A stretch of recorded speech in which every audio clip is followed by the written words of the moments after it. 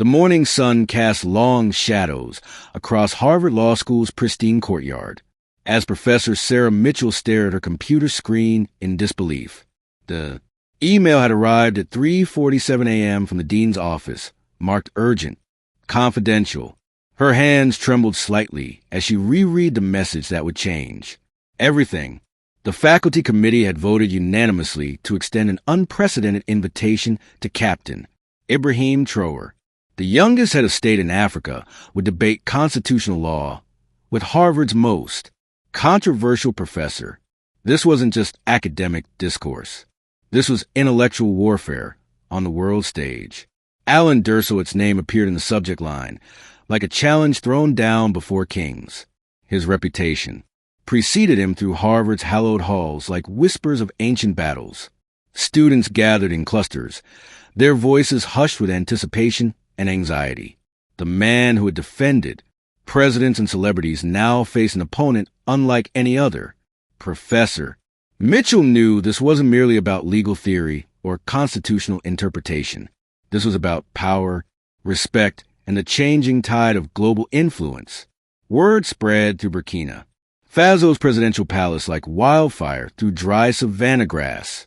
Traoré's advisors exchanged worried glances as they briefed their young leader on Dershowitz's formidable reputation. The American legal eagle had never lost a public debate in decades of intellectual combat. His sharp tongue had dismantled arguments from Nobel laureates and Supreme Court justices alike. Yet something in Traoré's steady gaze suggested he welcomed this unexpected challenge. The invitation wasn't just an honor. It was an opportunity to speak for a continent too long underestimated. The international media caught wind of the story within hours, their headlines crackling with electricity. Harvard invites Africa's revolutionary leader for a historic debate screamed across news feeds worldwide. Social media platforms buzzed with speculation about what would happen when revolutionary idealism met seasoned legal expertise. This wasn't just another academic symposium gathering dust in university archives. The world would be watching as two vastly different philosophies of justice and governance collided. History itself seemed to hold its breath, waiting for what would unfold in those sacred halls of learning. The presidential compound in Ouagadougou hummed with quiet intensity as Traoré's inner circle gathered around. The mahogany table, maps of legal precedents and constitutional frameworks, covered every surface like battle plans before war. His chief advisor, Aminata Senghor, spread thick folders containing Dershowitz's most famous arguments and courtroom victories. The fluorescent lights buzzed overhead, casting harsh shadows on determined faces. Traoré himself sat silent, his fingers drumming, a steady rhythm against the polished wood. This preparation wasn't just academic research. It was a forging of weapons for intellectual combat. He will try to corner you on Western legal philosophy. Senghor warned, her voice cutting through the evening silence. The team had studied hundreds of hours of Dershowitz's debates, dissecting his tactics like military strategists. They identified his patterns, the sudden trap, questions, the way he twisted opponents' words into contradictions. Young researcher Musa Urego looked up from his laptop, eyes bright with discovery. But Captain, look at this. Every argument he makes assumes Western supremacy as the starting point. The room fell silent as the implications sank in like stones dropped in still water. Traoré rose from his chair and walked to the window overlooking his nation's capital.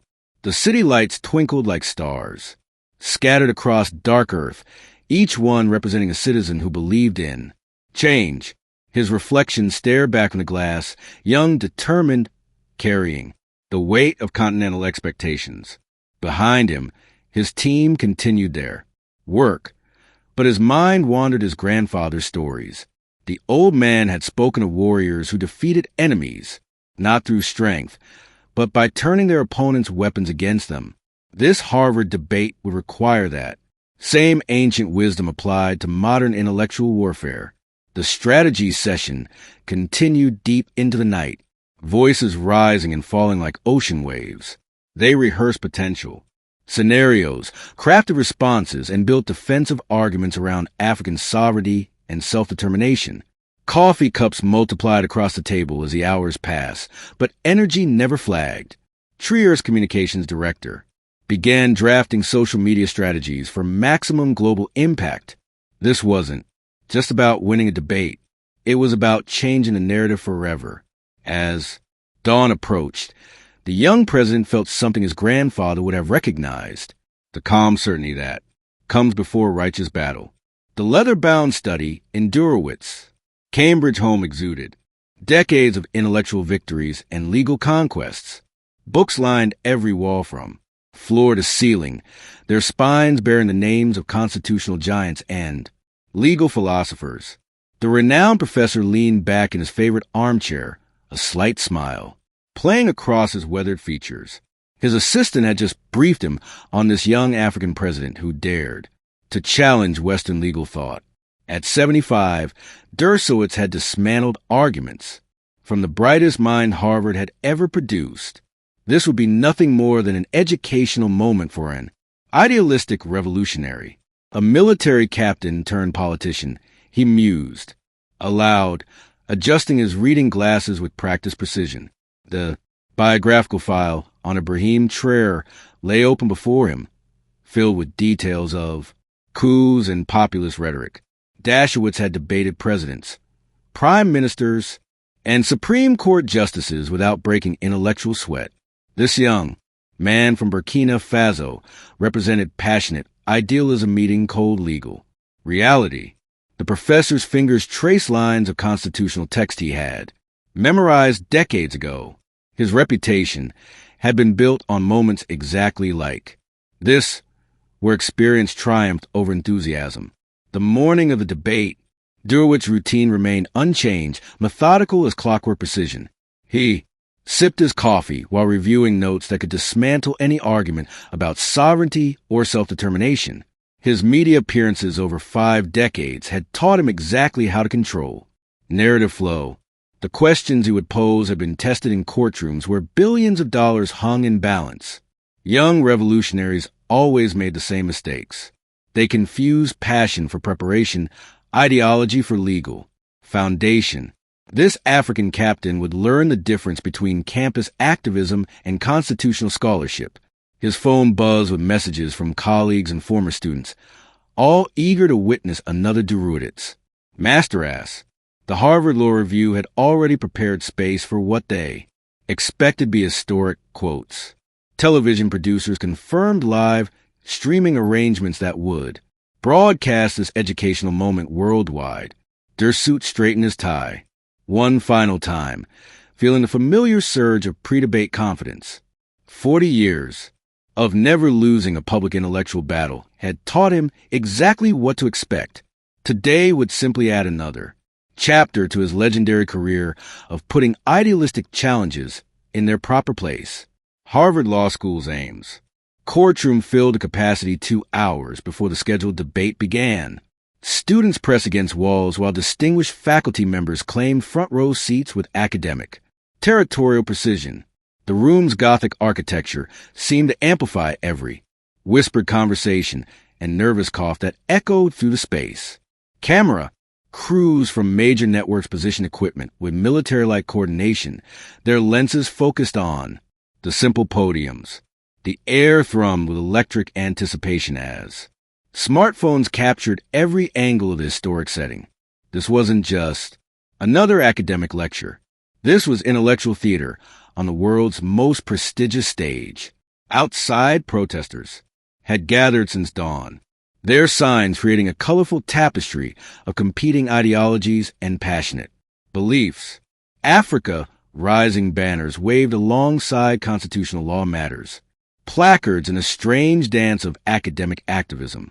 Security guards maintained careful watch as a crowd swelled beyond expected numbers, spilling onto Cambridge streets. Food trucks arrived to serve the growing masses, while local news helicopters circled overhead like mechanical vultures. The energy was infectious, spreading through social media posts that tagged friends across continents. Harvard Square had never witnessed Such a convergence of intellectual curiosity and political passion. Inside the courtroom, technicians tested microphones and adjusted lighting to ensure perfect broadcast quality for global audiences. The moderator, Professor Jennifer Walsh, reviewed her carefully prepared questions one final time, knowing millions would scrutinize every word. Distinguished guests took their assigned seats, diplomats, journalists, and legal scholars who had traveled from around the world. The Harvard Law Review's editors frantically typed preliminary coverage while maintaining professional composure. Even seasoned academics felt their pulses quicken as the appointed hour approached. History had a way of choosing its own moments, and everyone sensed they were witnessing one. The final minutes ticked away as both debate. Participants remained hidden in separate preparation rooms. Staff members made last-minute adjustments to podium heights and water glass positions with obsessive attention to detail. Social media feeds exploded with real-time updates and speculation about what would unfold in this hallowed space. The convergence of old world academia and new world connectivity had created something unprecedented in educational history. As 7:00 p.m. approached, the room fell into expectant silence broken only by camera. Shutters clicking. The stage was perfectly set for an encounter that would redefine how the world viewed African leadership. Professor Walsh stepped to the center podium as the packed courtroom fell into cathedral silence. Her voice carried the weight of academic tradition as she introduced the evening's unprecedented intellectual encounter. Ladies and gentlemen, we gather tonight to witness a dialogue between constitutional scholarship and revolutionary leadership. The crowd's energy was palpable, every seat filled with journalists, students, and distinguished guests from around the world. Camera flashes punctuated her words like lightning, illuminating a storm about a break. This introduction would be replayed millions of times. Across social media platforms within hours, Alan Dershowitz emerged first, his confident stride commanding immediate attention from the assembled crowd. Decades of courtroom victories and media appearances had taught him exactly how to own any room. His tailored suit and perfectly knotted tie spoke of establishment authority and unshakable professional confidence. The applause was respectful, expected, carrying the weight of Harvard's most controversial, yet brilliant legal mind.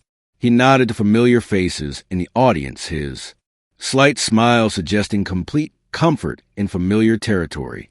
This was his domain, his stage, his moment to demonstrate intellectual supremacy once again. Then Ibrahim Traoré entered, and the entire atmosphere shifted like weather patterns changing before a storm. His military bearing and youthful energy created an immediate contrast to everything Harvard Law represented. The simple uniform and quiet dignity spoke of authenticity that money couldn't purchase or privilege couldn't manufacture. Students leaned forward in their seats, sensing something extraordinary was about to unfold before their eyes. The applause grew louder, more passionate, carrying undercurrents of hope and expectation from an entire generation. Even seasoned academics felt the electricity as two worlds prepared to collide. Both men took their positions behind opposing podiums as cameras captured every micro-expression and gesture. The lighting cast dramatic shadows that emphasized the generational and philosophical divide between these intellectual warriors. Dershowitz adjusted his notes with practiced precision while Traoré stood quietly, hands clasped behind his back. The silence stretched to as guitar strings before the first note of an epic song. Professor Walsh cleared her throat, ready to begin what would become the most watched academic debate in history. The opening moves of this intellectual chess match were about to commence. Dershowitz leaned forward with the predatory grace of a seasoned courtroom hunter, sensing vulnerable prey. His first question cut through the air like a blade designed to expose intellectual weakness and inexperience. Captain Traoré, your recent statements about rejecting Western aid suggest a fundamental misunderstanding of international law. The room held its breath as the famous professor's trap began to unfold with surgical precision. His tone carried decades of authority. designed to make opponents feel small and unprepared for serious discourse. This was the moment he had orchestrated where passion would crumble against cold legal reality. You speak of sovereignty. While your nation depends on foreign investment and international monetary systems, Dershowitz continued, his voice rising with calculated theatrical effect. The audience shifted uncomfortably as they recognized a classic rhetorical maneuver that had destroyed countless opponents. His eyes gleamed with the satisfaction of a master craftsman wielding his finest tools of intellectual demolition. The trap was elegant in its simplicity, forced a young revolutionary to defend contradictions inherent in modern governance. Camera lenses zoomed in to capture what everyone expected would be stammering confusion from the African leader. This was vintage Dershowitz, dismantling idealistic rhetoric with uncomfortable truths about global economic realities. The Harvard professor presses advantage with relentless precision, sensing victory within his experienced grasp. How can you claim independence while participating in systems created by the very Western powers you criticize? His followers in the audience nodded approvingly, recognizing the intellectual checkmate that had toppled presidents and prime ministers. The question hung in the air like smoke from battlefield cannons designed to expose hypocrisy and naivety. Young students took frantic notes, witnessing what they believed would be a masterclass in debate strategy. Social media feeds buzzed with real-time commentary about Dershowitz's surgical dismantling of revolutionary idealism meeting constitutional.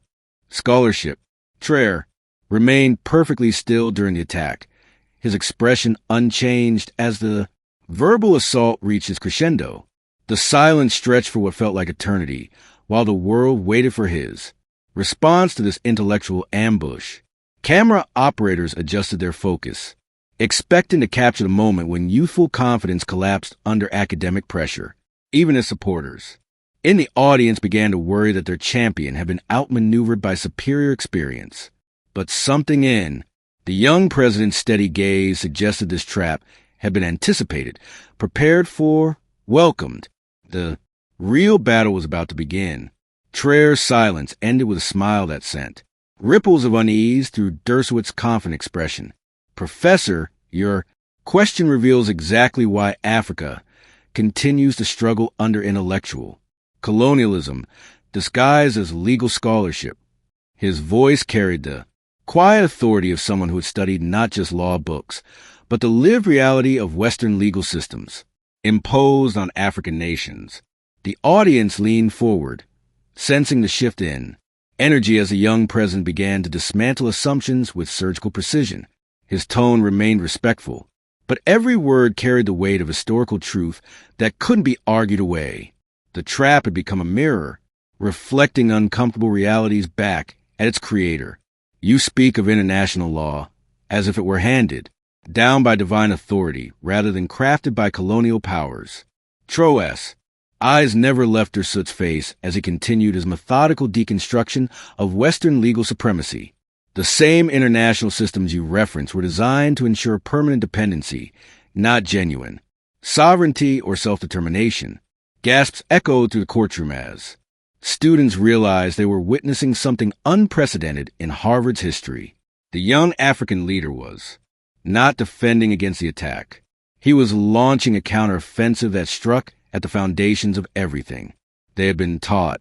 Professor Walsh gripped her notes tighter, sensing this. Debate was spiraling beyond anyone's control. Let me ask you a question, Professor Traoré said, his voice gaining strength like thunder building across vast skies. When the Berlin Conference of 1884 carved up Africa without a single African present, was that your cherished international law? The silence that followed was deafening as the weight of historical truth settled over the room like heavy fog. Dershowitz confident smile flickered for first time in decades of public debates, his prepared responses suddenly seeming inadequate. Students began recording frantically, sensing they were witnessing a historical moment that would be studied for generations. The hunter had become the hunted in ways no one had anticipated. The counterstrike continued with relentless precision as Traoré pressed his advantage against the stunned legal scholar. Your constitutional scholarship celebrates documents written by slaveholders while dismissing the wisdom of civilizations that predate your institutions by millennia. Social media feeds exploded with real-time reactions as viewers recognized something extraordinary was unfolding before their eyes. The young president had not just survived the trap, he had turned it into a platform for truths that Harvard had never been forced to confront. Camera operators struggled to capture both men's expressions as the power dynamic shifted with seismic force. The real intellectual combat was just beginning, and everything everyone thought they knew was about to change. The courtroom atmosphere reached a breaking point as Dershowitz, visibly flustered, made his fatal error in desperation. "Captain, you're clearly out of your depth discussing constitutional law with someone who has actually studied it professionally." His condescending tone echoed through the silent room like a challenge thrown before an ancient warrior king. The smugness in his voice betrayed decades of privilege and assumed intellectual superiority over anyone from the global south. Camera phones lifted throughout. The audience's students sensed something historic was about to unfold before their eyes. Even seasoned academics felt the electric tension as the Harvard professor's mask of respectability finally slipped completely. This moment of academic arrogance would define everything that followed. Traoré paused, his expression shifting from diplomatic courtesy to something far more dangerous and historically significant. When he spoke, his voice carried the accumulated anger of an entire continent, tired of condescension and intellectual colonialism. "Professor, I studied constitutional law. At the same time, I was dodging bullets, fighting for my people's freedom." The words hit the room like lightning, striking dry earth, igniting something that could never be contained again. While you were comfortable in Cambridge, writing theoretical papers, I was implementing real justice in the trenches of revolution. The audience erupted in gasps and spontaneous applause as the young president's words cut through decades of academic pretension. Social media feeds exploded instantly as viewers recognized they were witnessing a seismic shift in global discourse. Your constitutional expertise couldn't save Afghanistan, couldn't bring justice to Palestine, and couldn't prevent your own democracy from nearly collapsing. Traoré's voice rose with the power of moral authority that no law degree could manufacture or purchase. The camera zoomed in on Dershowitz's face, capturing the moment when academic arrogance met revolutionary truth without mercy. Students throughout the courtroom began standing, their phones recording what they knew would become legendary footage. The young African leader had not just responded to an insult, he had delivered a masterclass in moral courage. Every word was being live-reamed to millions of viewers who were witnessing the birth of a new era. The silence that followed was profound, broken only by the clicking of phone cameras capturing Dershowitz's stunned expression. His mouth opened and closed without sound. The famous orator, rendered speechless by truths he couldn't argue against. Traoré stood quietly, his dignity intact, while his opponent's reputation crumbled in real time before a global audience. The viral moment had been born, not through planned strategy, but through authentic moral courage, meeting privileged arrogance. Within minutes, clips of the exchange would spread across every social platform on Earth with hashtags that would trend for weeks. History had chosen its moment, and the world would never view African leadership the same way again. The first clip hit Twitter within 30 seconds of Traoré's devastating response, uploaded by a Harvard student with shaking hands. Holy Ibrahim Traoré just ended Dershowitz's entire career, accompanied the video that would break the internet. The notification sounds from thousands of phones filled the courtroom as the moment spread like wildfire across digital platforms. Instagram stories exploded with screen recordings while TikTok users frankly trimmed the exchange into viral-ready snippets with thunderous background music. Within 5 minutes, Shan's Trovista show was trending globally as millions discovered the young African president's name for the first time. The Harvard Law School Wi-Fi network crashed under the weight of simultaneous uploads from every device in the building.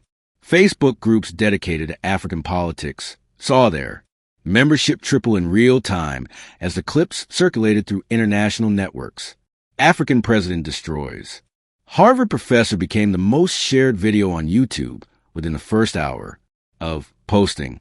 WhatsApp groups from Laros to London buzzed with excitement as the diaspora community celebrated this unprecedented moment of representation. Reddit threads multiplied exponentially with users dissecting every word of Traoré's response, while Dershowitz became an instant meme. The comment sections overflowed with fire emojis, crown symbols, and declarations that African leadership had finally found its voice. News outlets scrambled to contact their social media teams, realizing they were witnessing a cultural phenomenon beyond normal coverage. Celebrity accounts began resharing the clip with captions that amplified its impact across different audience demographics and cultural spheres. "This is what intellectual courage looks like," tweeted a prominent activist with 12 million followers, sending the video into mainstream consciousness. Sports figures, entertainers, and politicians added their voices to the digital chorus, celebrating Traoré's moral authority over academic arrogance. The hashtag the intellectual courage began trending alongside Dershowitz as viewers recognized something deeper than a simple debate victory. International news channels interrupted regular programming to analyze the viral phenomenon that was reshaping global conversations about African leadership. The internet had found its new hero, and his message was spreading faster than wildfire. TV producers worldwide canceled scheduled programming to discuss the viral sensation that had transformed a Harvard debate into global theater. The clip had been translated into dozens of languages within hours, reaching audiences who had never heard of either participant. Streaming platforms reported unprecedented traffic as viewers searched for the full debate context surrounding the legendary exchange. Social media analytics showed the video reaching every continent simultaneously, creating a shared global moment of witnessing African dignity triumphant. Late-night talk show hosts rewrote their monologues to include references to the young president who had silenced Harvard's most famous professor. The digital explosion had transformed a single moment into a cultural earthquake that would reshape international perceptions forever. 6 months after the debate, Harvard Law School quietly removed Dershowitz's portrait from their hall of distinguished alumni. The viral moment had fundamentally shifted how academic institutions viewed their relationship with Global South intellectuals and leadership. Applications from African students increased by 400% as universities scrambled to diversify their perspectives on constitutional law and governance. Law schools across America began incorporating African legal traditions and indigenous justice systems into their required curricula.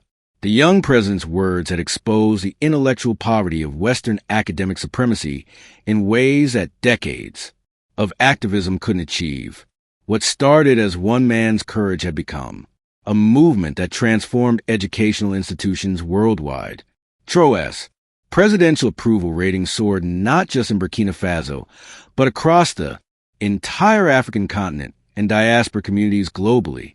His image appeared on murals from Dar to Detroit, symbolizing a new generation of African leadership unafraid of intellectual confrontation. Book publishers competed to secure rights to his speeches, while universities worldwide invited him for honorary doctorates and commencement addresses. The viral clip had been viewed over 500 million times, making it one of the most watched political moments in internet history. Young Africans began studying law and political science in record numbers, inspired by seeing someone who looked like them intellectually dominating Western academia. His legacy became proof that moral authority transcends academic credentials and cultural privilege. International media coverage of African politics shifted dramatically, with journalists now approaching stories with newfound respect for continental leadership and perspectives. The patronizing tone that had characterized Western reporting on Africa for decades became professionally unacceptable almost overnight after the debate. Foreign correspondents attended cultural sensitivity training, while news organizations hired more African journalists to provide authentic perspectives on continental affairs. Investment in African startups and businesses increased as the global perception of African intellectual capacity was fundamentally recalibrated by one moment of courage. The World Bank and International Monetary Fund began consulting African economists and political scientists rather than simply imposing Western solutions. Global power dynamics had shifted because one young man refused to be intellectually colonized. The Harvard debate became required viewing in political science programs worldwide, studied as a masterclass in moral courage confronting institutional arrogance. Documentaries explored how a single moment of authenticity could reshape global conversations about power, respect, and intellectual equality between nations. Dershowitz retired from public speaking. His legendary career effectively ended by an encounter he had expected to dominate effortlessly.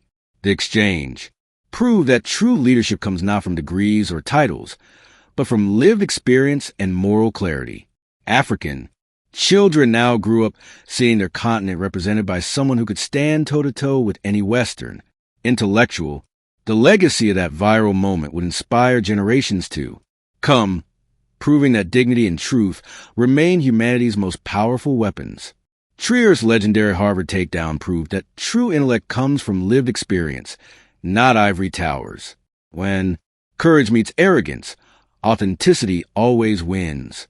Did this African leader viral moment change your perspective on global leadership? Subscribe for more stories of dignity defeating privilege and share your thoughts below.